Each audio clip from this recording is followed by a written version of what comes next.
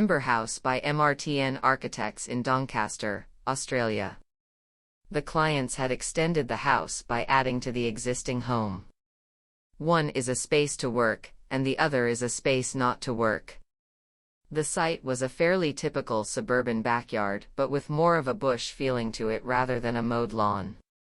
It was a unique project as it didn't conform to traditional ideas of extending a home. Instead, it was providing two very specific spaces that suited the highly considered requirements of two individuals. It was really important that they referenced the Robin Boyd designed she home but did not copy it or borrow from its elements, as the studios had to be placed within a garden rather than perceived as an extension of the house. There was a shared appreciation with the clients around the nature of traditional Japanese architecture, particularly tea houses, and the way they have a very specific function but also the way they are often sited within a garden space. The architects made references and connections previously about the Japanese influence on Australian residential architects, such as Robin Boyd. There is a quiet communication that occurs between the house, the two studios, and the garden.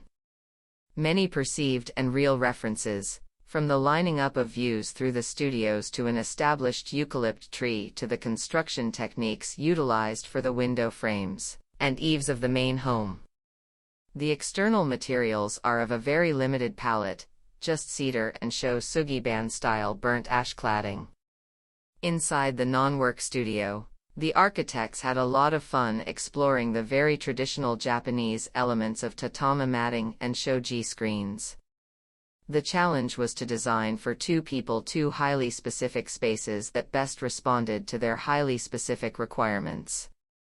Fortunately, the clients were very engaged and articulate through the design process, taking the time to communicate what was required but also trusting us to interpret those needs into a design. The designers loved how the two spaces appeared to be communicating with each other. They each have an individual character to them and a scale that is somewhat difficult to perceive.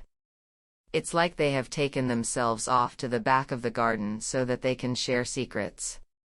One part of the project that is perhaps hard to discern from the photos alone is the cooking/eating/gathering space, located around a fire at the back of the studios. It's a really special space that is created through the placement of the studios, and it feels like you are out camping with friends when in use.